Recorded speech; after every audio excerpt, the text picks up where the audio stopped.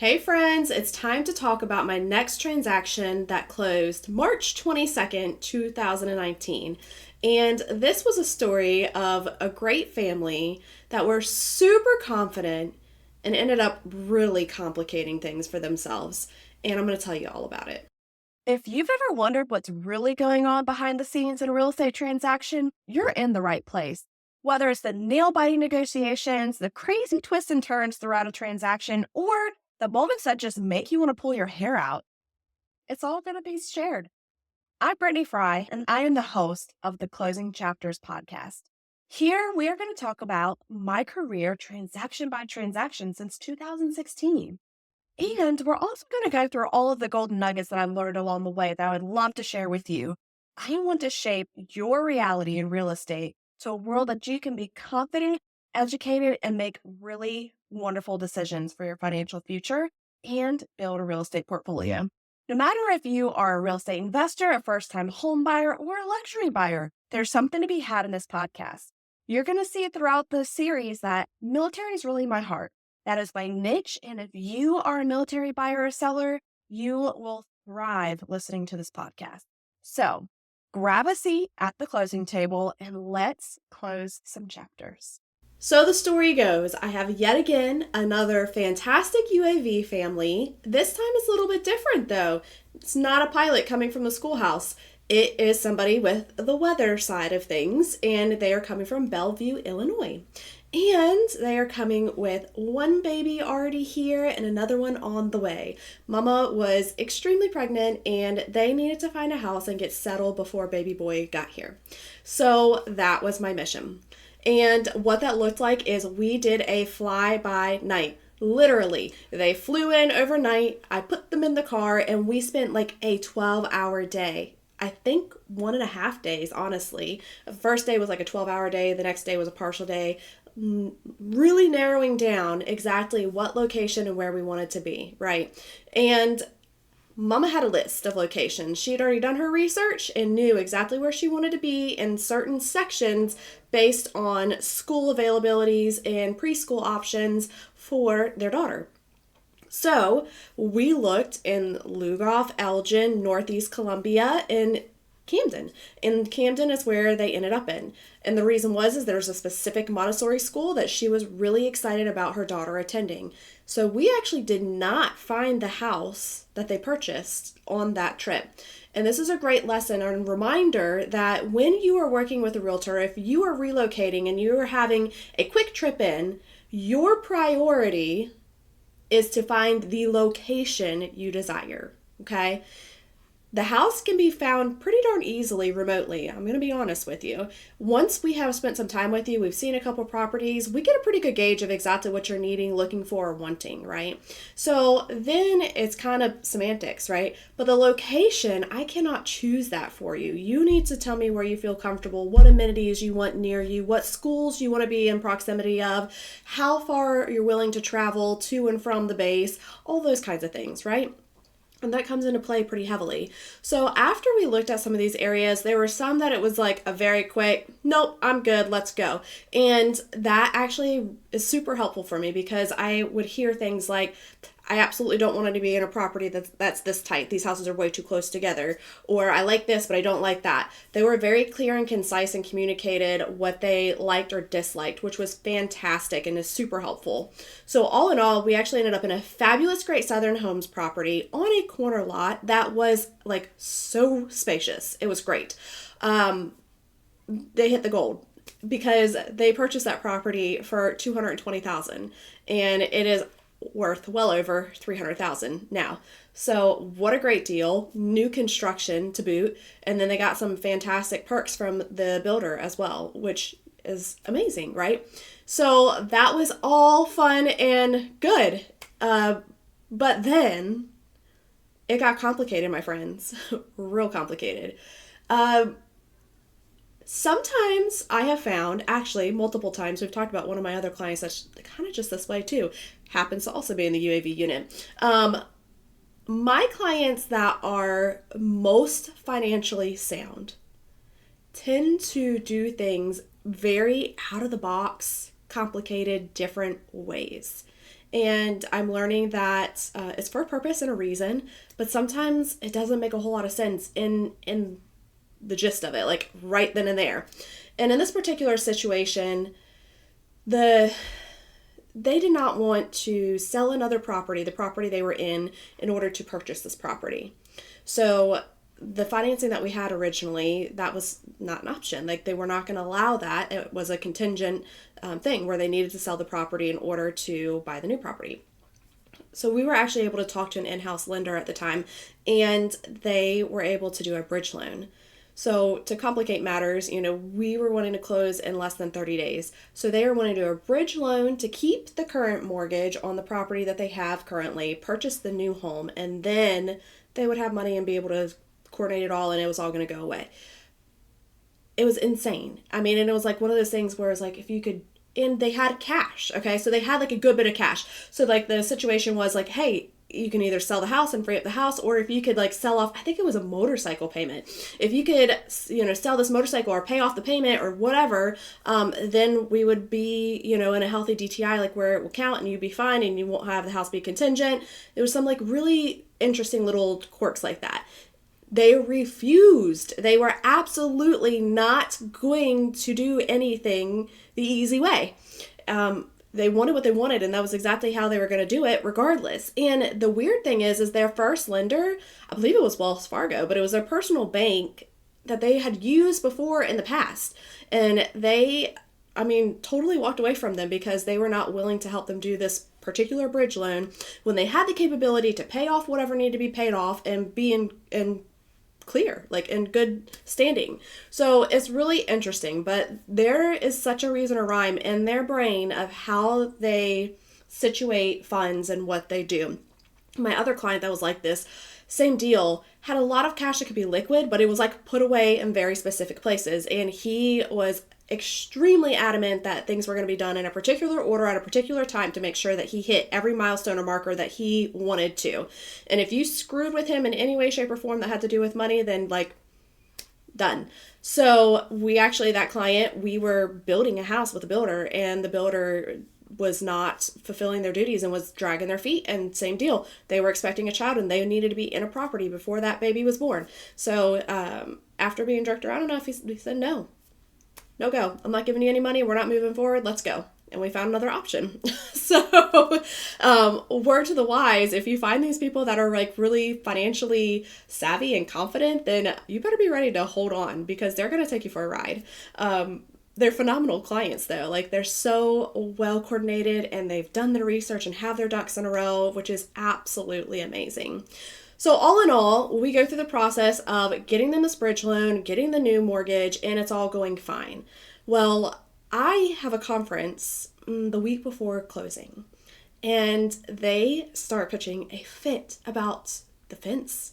They wanted a fence, and the fence needed to be in before they purchased the property. Well, the fence was running late. We had a bunch of rain. It's March in the South. It's early spring, and it was just mucky. And they were like insane about it, to be honest. And I am away at a conference, and they are threatening to like do all these things with the builder. They're reaching out to people they're not supposed to be reaching out to. And I am freaking out. There's not much I can do. I am not in the same state right now. I am away at a conference with limited contact. And I have my builder contact reaching out to me saying, hey, why is the client, directly talking to this person, that person? I'm like, no clue that they were doing that, and how they even got their information, which is also just sidebar, why realtors stay really tight to information, sometimes contact information for the other parties. A lot of times it can all be found out some way, somehow. But we don't like to make that out in the open, because until a deal is closed, really, we need to circumvent the parties to make sure that they are going through the proper channels, meaning through their actual representative, that they have signed a legal document saying that we have the power to represent them and we are basically the communication source back and forth. So that can get really sticky really fast. So if you ever have a client that's not going to give you information on the other side, like contact information, it's probably for a reason, and keeping everything kosher. I have a lot of agents that will actually block out names and contact information or whatever on a contract as it's being like delivered, so that the seller cannot dictate who it is from. Because we all know in today's generation and time, you can find a lot of information very quickly, and people will be judgmental, and they should not. When you are doing a real estate transaction, it is on the terms of the transaction. Are they qualified? Do you like the terms? Does it accomplish the goal that you set forth when we listed the property? Right? So there are a lot of times that realtors will go to lengths to make sure that it is very even keel across the board, that everybody has a fair chance and we're not passing along information that we shouldn't before the transaction is closed. So with a builder, obviously that's a little bit harder too, because they can get online and find out all of this information pretty darn easily, because it was a big builder. But anyhow, we got it all sorted out, and thankfully we were able to get it closed on time, but it was like close to the wire. And if you can imagine, the builder was so tickled pink with me that I sold a property, and then now all of a sudden the financing has changed, and then now all of a sudden the buyer is actually contacting them directly and like getting in their face about really piddly things. So it was complicated. I love that somebody knows exactly what they want and that I can help them and narrow it down very quickly. But sometimes when like the line of communication and the respect of like the hierarchy of the way that things work with real estate goes out the window, it gets real tough real quick for me to be able to represent you in any way, shape, or form, because you have, deleted our relationship and went up and over me, and now I can't do anything to save you. Whatever they say goes. And guess what? When you're working with a builder, if you try to jerk them around, that typically does not fly, like ever. They are not a standard seller where they have to sell things lickety-split quick. And there more than likely will be another buyer that comes right on along. So they don't need to bend over backwards for you. I will tell you, however, in my experience with new construction, that if you are close to the end of the year, that is a sweet spot, because every builder is trying to close out as many properties as possible by December 31st. So if you are moving in the fall, early winter time period, remember that. If you are considering new construction, you, my friend, may have yourself in a very sweet spot. But like I said, we closed this March 22nd. It's the beginning of a new year. They are just getting started, and there is like no rush on their behalf to do a whole heck of a lot for anybody. And honestly, they did a great job. The property looked good. I did the final walkthrough with them. On their behalf, but like with the builder, and they were thorough. They did a great job, and it's always a catch-22 whenever the agent is doing like walkthroughs for the client, because in all honesty, we tend to be a little bit more particular than the buyer will be. We know what to look for, and we are seeing things, and we have already walked the property a couple times, and we are not in awe of just looking at the property. We are very focused on, what needs to be fixed or done, and being tactical about it. So sometimes builders can be like, hey, you're being heavy-handed, you need to chill. Like, this is too much that you're asking for. So thankfully, the gentleman that did the walkthrough with me, he and I had a relationship with each other. He already knew me from the past, and we had a good old time just talking and going through the property, and he was more than willing to take care of everything that we asked for, which was fantastic. So if you treat builders well, more than likely they will reciprocate very kindly, which is amazing.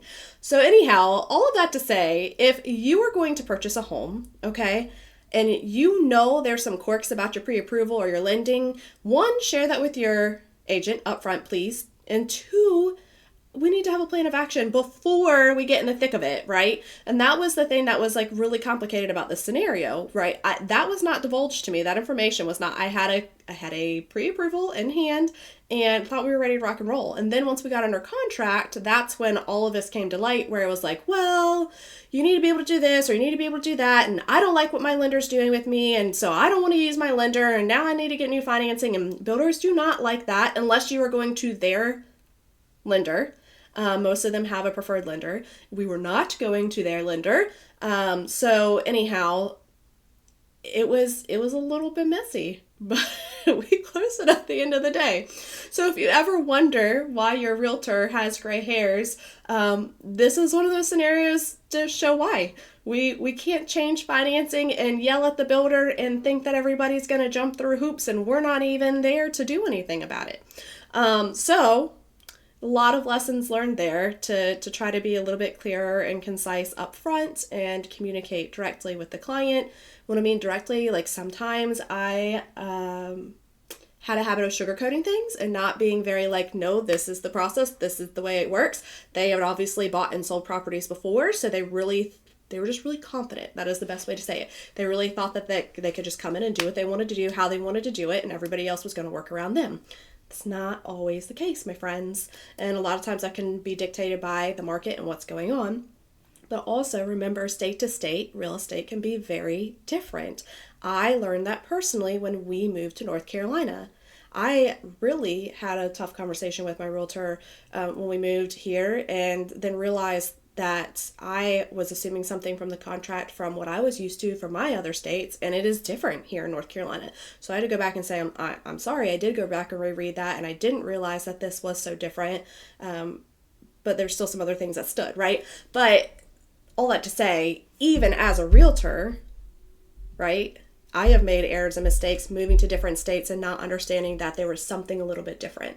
And North Carolina has had a couple things very different than South Carolina and Tennessee, where I am licensed. So it's always a learning experience, and you should absolutely lean into your trusted advisor. If you need more explanation, if you need help, then let us know. If it's an explanation we can't give you, we have the resources for that, aka the proper attorneys or people to speak to on behalf of the contracts or whatever there might be a question about.